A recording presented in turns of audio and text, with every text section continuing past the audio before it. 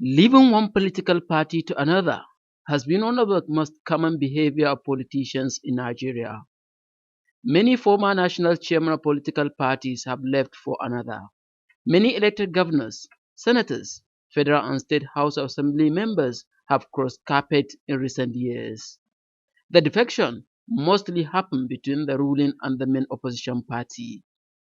Most governors, after defection, either go with the entire structure or take over the one they found.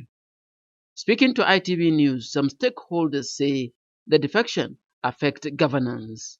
The thing is, if you were in Party A yesterday and you knew that Party B was not doing well, but because Party B is in power and it calls you now to come, and exactly what will you be telling the party when you defect into their fold? So it has come more or less, become a gathering of people who yesterday were strange bedfellows, but today are just together with no definition of ideology, with no definition of principles. So more or less, it helped whittle down what governance would have entailed. There is a connecting rod between governance and politics. So you will see a lot of influence and impact of the political happenings, wranglings, and intrigues associated with defections and governance. For instance, look at what has happened at Ebonyi State. On what should be done, the respondent advocates sanctions and Electoral Act amendment.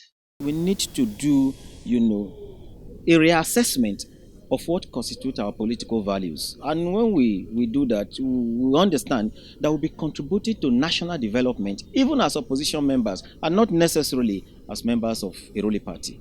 There must be rules of engagement. Not today you come on to the National Assembly, for instance, on the platform of one party, and after some time you just decamp, and there are no consequences. So there has to be consequences, because if there are consequences, then people will be deterred from taking that. So the National Assembly should look at that.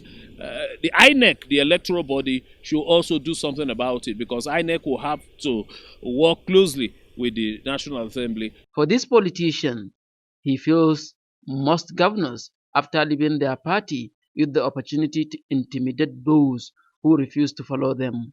He will give appointment to PDP, APC members and his PDP members in the state.